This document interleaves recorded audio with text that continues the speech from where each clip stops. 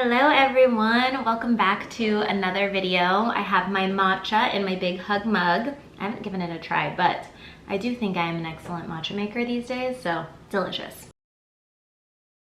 My vision, my hope for this series is that you could put it on whether you're getting ready or you're just doing something else and listening to me in the background, or you're sitting down having a beverage or a cup of tea alongside me, and that we could just talk about real things in life. Because let's face it, I don't think I have to tell you that social media, and not even just social media, life in general is a lot of smoke and mirrors. And I think that when people have the courage to show up as truthfully as they can and sit down and use a form of communication, whether it's video or in-person dialogue or their platforms, to speak something true, regardless of if that truth evolves, regardless of if something changes down the line, people can sense that authenticity, and that is my hope. I will always show up to this space as real as I possibly can be. And that's the intention for this series, is to just sit here and talk about things. So today, grab your drink, grab your tea. We are talking about failure. I will say this, my whole life has kind of felt not like one big failure, but I don't feel like I've ever fully amassed the amount of success that I've desired in life. I guess some could argue that that is failure, although I don't think of things in such a binary. It's not either or. There's a lot of gray area in between, but I would say that the majority of my life has been a grasping, a yearning, a desire for something more. And I know that people say that you shouldn't want for more. Like all of the manifestation gurus and people who are really into spirituality say that when you have such a firm grasp on what you want, it doesn't leave spaciousness for anything else or anything better to come through. But we're being honest, right? And I have to be forthright in the idea that I've always craved something more. Whether that something more is to perform or to be in front of people, to amass a following, to be someone, to create something of note. I've always kind of had that desire. And maybe that is the reason that I've always felt like I've fallen a little bit short, or that I've quote unquote failed in life. But I feel like I've always been a seeker, somebody who just wants more out of life. When I think about all of the big milestones in my life, while they haven't felt like failures per se, they haven't felt like they carried the magnitude of importance that I've wanted or I've craved my entire life. But that being said, I will say that all of those moments have led me to places that I've needed to be. While those things might on paper not feel as big or as extraordinary as I would like them to, it's all important, right? And so it makes me wonder if failure is even real. And I don't mean this to sound cliche or cringe, but all of the things that feel like failure, maybe it's not failure per se, but the things and the emotions that come along with that, right? Because failure, quote unquote, is disappointing. It's heartbreaking. It's difficult. It's challenging. It's a lot of things. But was it ever really failure if it led you to the places that you needed to be to do the things that you needed to do to fulfill your purpose? And so, yeah, there were moments where I think to myself, I've wasted so much time, right? How could I have been so silly and let so many people steer the ship of my life for so long? But I think about those versions of myself, and honestly, I think about the strength and the commitment and the precision of that version of me, and everything that it took for me to make it out of some really dark situations. And I think to myself, is that even considered? Could I realistically even consider that failure if I gained so much wisdom on the other side of it? And so I think in today's society, at least I'll speak for myself, me, as a millennial you know, living in the world that we live in, I think I've become really averse to, or I'm really quick to run away from challenging things. You know, nobody wants to feel uncomfortable. Nobody wants to feel heartbroken. Nobody wants to feel like a failure. Nobody wants to doubt themselves. But I think the simple fact of the matter is that life is everything. It is the highest of highs and the lowest of lows. It is joy. It is fear. It is confidence. It is insecurity. We are dynamic human beings that have the potential for all things at all times. And I was actually recently talking about this with my therapist, because if we bring this into psychological practices or terms, I'm reading this book. Actually, I think I showed it to you guys in a vlog, but I'll just talk about it here too. It's called Owning Your Shadow by Robert A. Johnson, and the deck is Understanding the Dark Side of the Psyche. And what Robert Johnson argues is that we all have these dual competing facets of ourselves, right? We have what we want to put in a pedestal in the light. So the admirable characteristics about ourselves, the parts that are pleasant, lovely, becoming, accepted, all of these things. And then we also have a shadow side of things, the aspects of ourselves that are unlovable, that are ugly, that are grotesque, that are impolite, that are wrong in some way, and we want to hide those away. And I think you can think about a lot of things in life that way. There are the emotions that we would rather exist in all the times and at all times, and the ones that we want to shove to the side.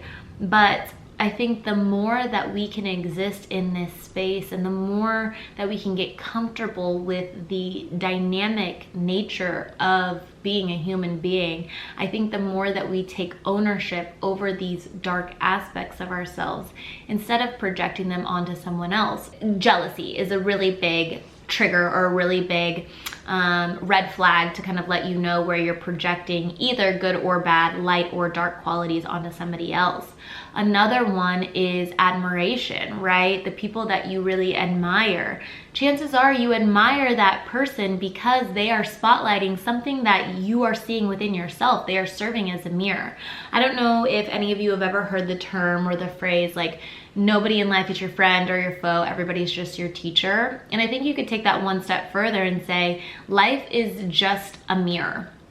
It's spotlighting different aspects of yourself to you, because if you really strip away things and think about it, the only perspective that you ever really have is your own. And so when you see a situation, you're not seeing a situation for what it is, because the situation for what it is has many different sides, many different facets. You're just seeing it through your lens. And so what I've grown to love about life and just personal development work in general is saying, yes, this trigger with my friend is really uncomfortable, right? But what is it showcasing about me that I need to examine, look at, and give more tender love to? Because I know intellectually that this situation is not about them. It's not about how they could treat me better. It's not about anything like that. It's how can I show up for myself and give myself exactly what I need in this situation to feel the way that I need to feel. And so this morning when I was journaling about this situation in particular,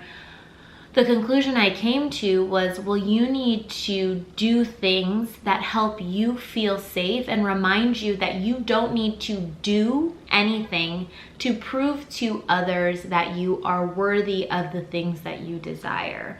Whether those things are being seen, whether it's love. And you know what? You could peel back layers upon layers to get to the root of things. You know, being seen could actually be feeling understood, could actually be self-love, could actually be acceptance, which is why it is so advantageous for us to look at these qualities within ourselves and really examine them and hold them up, try them on and see if they fit. So yeah, the conclusion that I came to as I was asking myself these questions was, you know, you need to do more things that help you feel safe to amass the things that you want, to create, to show up, to shine. But then it was about, okay, well, what are those things? And I know it sounds dorky, but one thing that I've been doing lately to help myself feel safe is to speak to my inner child. And I don't know if this is because I love singing and it's a way that I like alchemize information or, you know, whatever, but I've been singing to myself a lot recently. There's this song by Maggie Rogers, and my husband always makes fun of me. He says Maggie Rogers sounds like worship music, but I love Maggie Rogers, and it's called Dog Days, and I think it's from her first album. And I don't know if she wrote this for herself or she wrote it for somebody else, but I don't think it really matters. The lyric is like, I'm the one that loves you. And like this morning when I was feeling triggered, I had to put on that song and remind myself of that. Like, you don't have to do anything to prove to other people that you are good enough, that you are beautiful enough, that you are talented enough, that you are succinct enough, that you make enough sense, that your videos are good enough. Because at the end of the day, I've got you, and I love you, and I believe that you're worthy enough, and I believe that you're talented enough. And even when, you know, this other part of us wants to try and tear us down to keep us safe in the end, but still tear us down, I will be there to pick us back up. I will be there to dry the tears on your cheek. I think that kind of self-love is important. You know, people talk so much about love yourself, all of these things, and I think it can get a little bit trite.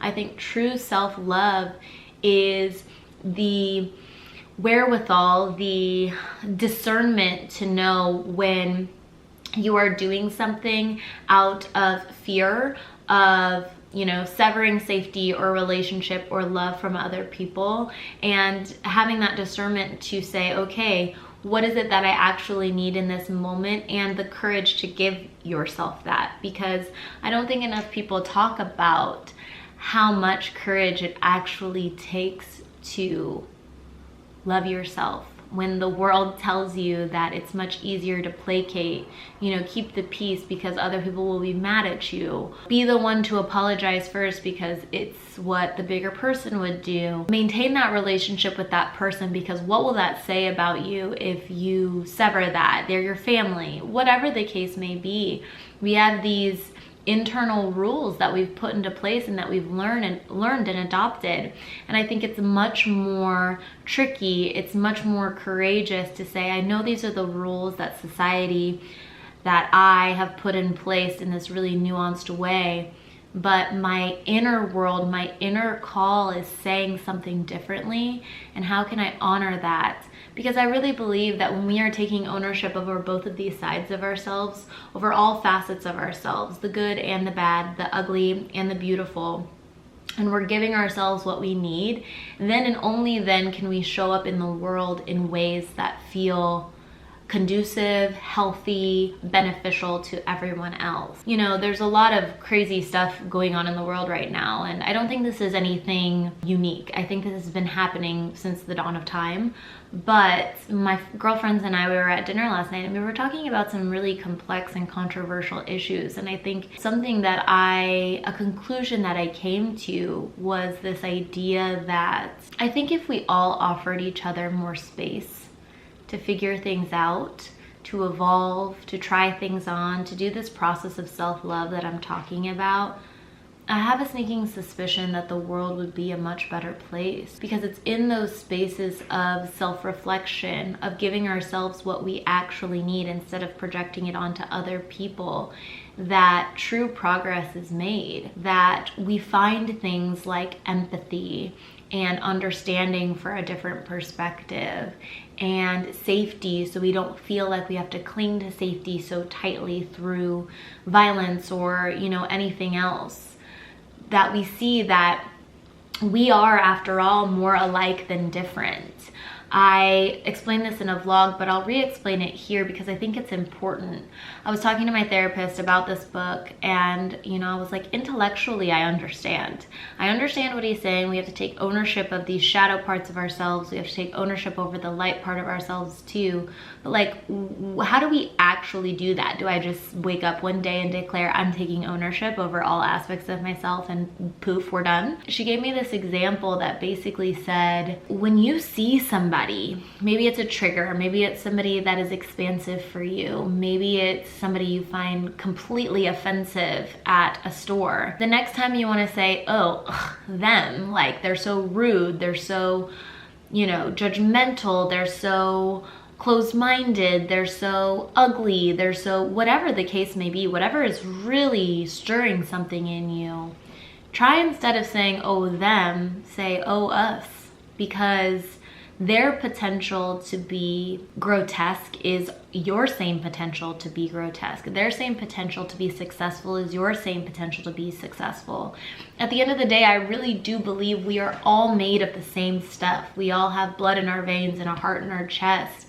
And while that materializes a little bit differently for everyone through different aspirations, life experiences, all of these things, I think our potential remains constant for anything. And so we really have to keep that in check. That's why we really have to prioritize loving ourselves, prioritize knowing ourselves, learning to discern intuition from the shoulds of the outside world. Because when we are following too much of something that isn't our internal nature.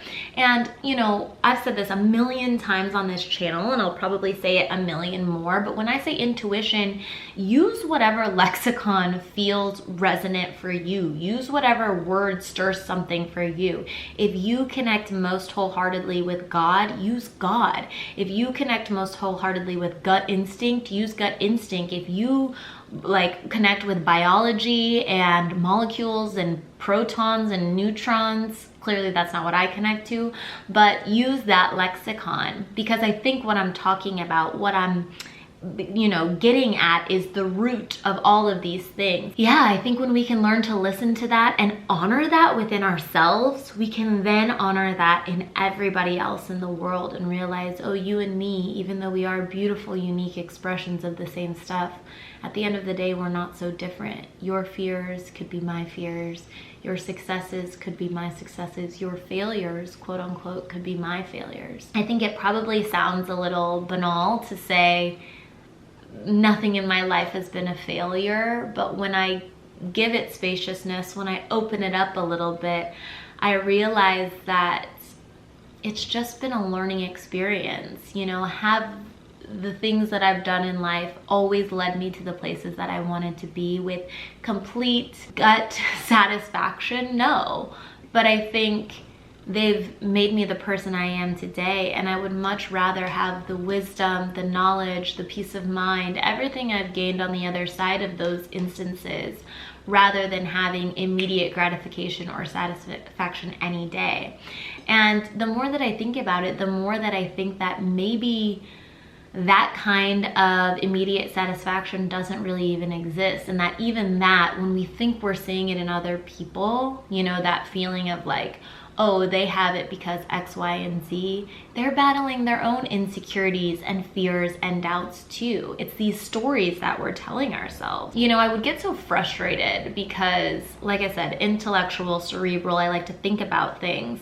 And when I would be feeling all of these frustrating things, I'd be like, okay, yeah, I get it. I just need to meditate or I need to journal. But sometimes I don't feel like doing those things. And I think that the gurus or whoever we're talking about were onto something when they gave us these offerings as tools in our tool belt. And I think that's the most important thing that I've learned, is that build your arsenal of tools in your tool chest, because failure, quote unquote, which, I think could be heartbreak, could be disappointment, could be all of these things. It's inevitable in life. I don't think there's one person in life who can say they've gone unscathed by the wrath of failure. When these things come and when things don't turn out your way and when the person leaves you and you're feeling shattered and heartbroken and like you can't go on, you need to have a laundry list of resources that you can try on to see if they fit and return home to yourself and to say, yes, this defeat is crushing.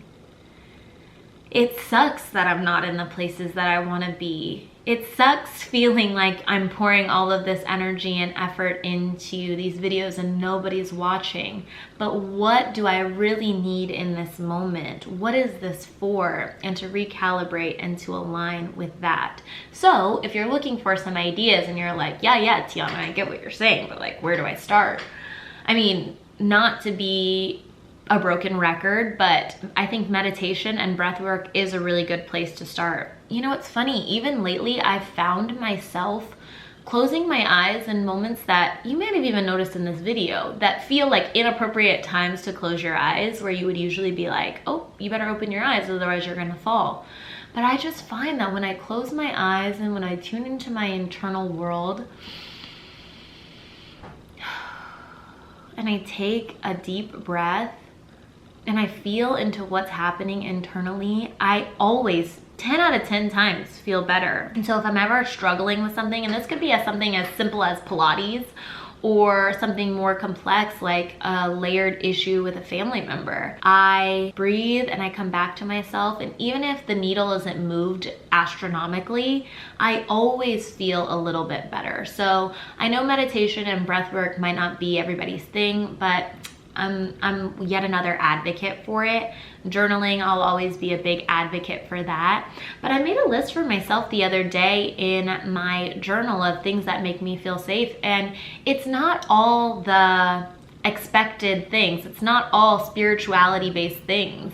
It's sometimes singing a song to myself, dancing, screaming in my car, going to a bookstore, going to the thrift store, looking at pretty things. And it's just taking this mental stock, this mental inventory of what's moving me closer to self-love, to knowing myself, to giving myself what I need, and what's moving me further away from. And realizing that none of these things are good or bad, they're all just tools at the end of the day. Social media in one light could provide inspiration, it could provide joy, creativity, but in another light could induce comparison, anxiety, all of these things. And so it's really knowing ourselves, tuning into what we need, and being able to give ourselves the proper dosage of that so that we can move the needle closer to what it is we're trying to accomplish. I know I started the video by saying that I'm in this place where I feel the most grounded I ever have been, and that's very true.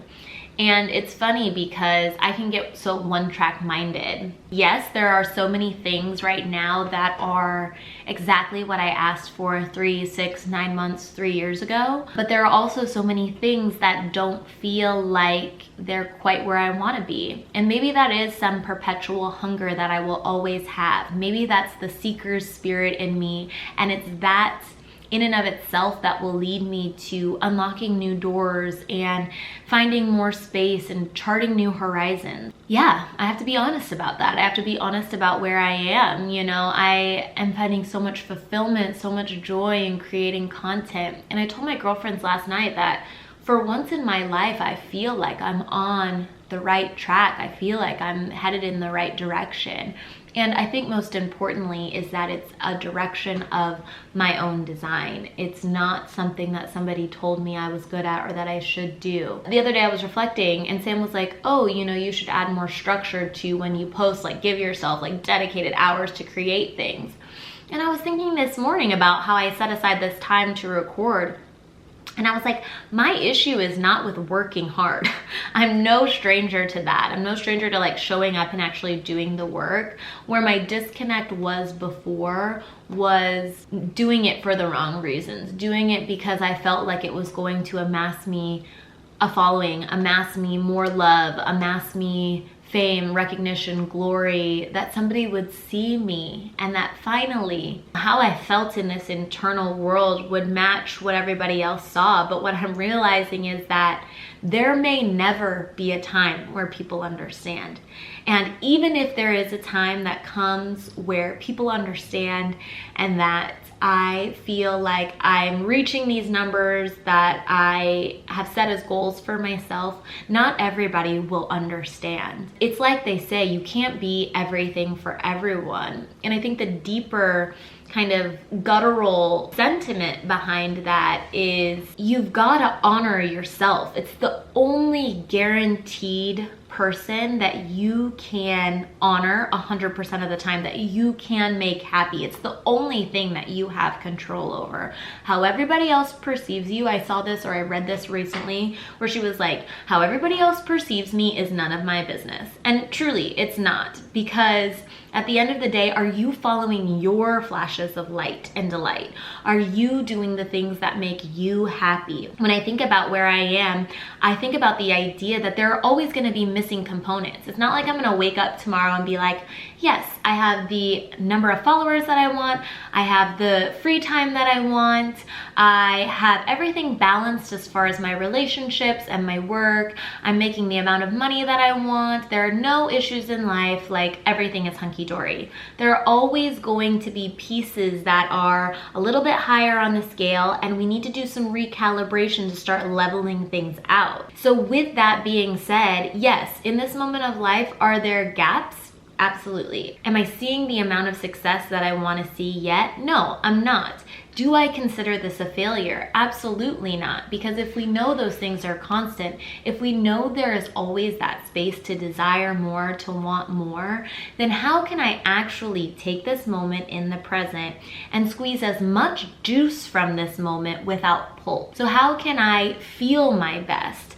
And that means sometimes listening to yourself if you're tired and you want to take a nap, honoring that, right? How can I do things with the most intention? How can I align my efforts with the vision? How can I check back in moment to moment, breath to breath, second to second to say, what is the right thing, not for them in this instance, but what is the right thing for me? And how can I muster up the courage, the strength, the dedication, the self-love to actually step into that path so that one foot after another, I eventually see that I am walking the path, the journey towards the life that I've always wanted. And I think that's the nuanced thing, right? It's recognizing that it's not a destination, that being on that path and checking in with yourself and looking at the views and squeezing in all of the juice from that life that you can in the moment that you have, that is the beauty of life. It's not to say that you're an influencer and get there one day. It's not to reach a certain amount of money in your bank account. It's life is short. I don't have to sit here and tell you that. It's not guaranteed. So it's saying what I have right now is this present moment. What does my internal world crave? What do I want? Independent of the stories that are trying to rear their ugly heads in my mind, independent of what my parents think I should have, independent of what this judgmental character, fictionalized narrative that I'm telling myself in my brain thinks I should have, what do I want? And checking back into that and honoring that. I know, you guys, I sit here and I'm like, I know I sound like a broken record. Maybe all of my videos sound the same, but I just think it's so important, right? And I think that we owe it to ourselves to at least explore what this could look like. And I speak about these things because they're so relevant in my life. These are the actual issues that I'm dealing with on a day-to-day basis, the questions that I ask myself. These are things that are coming up for me routinely. And a lot of the narrative that I'm telling myself is around how can I perform? How can I do to be what other people need? And I really have to check back in with myself to say, no, Tiana, your opinion, your desires, your preferences, your comfort, how you feel is the most important thing in this situation. Don't let other people saying that's selfish or egocentric or you're too long-winded or whatever the case may be steer you from that, because you are the only person who can give yourself exactly what you need. And I think that people confuse that a lot. I think that people think that once they get into this relationship with other people, whether it's the perfect romantic partnership or the perfect business partnership, a partnership contractually between yourself and your work, when that becomes ideal, that is when these things will materialize and you'll feel love and all of these things. But it's just not true. The only person that can give yourself those things at the end of the day is yourself. Even, being in a relationship with Sam, so many people are like, oh, you go to therapy, you do all of these things. And I'm like, yes, because there was a moment where I realized that while Sam is a huge resource of love for me, I feel so loved by him every day, I cannot rely solely on that as my source of love.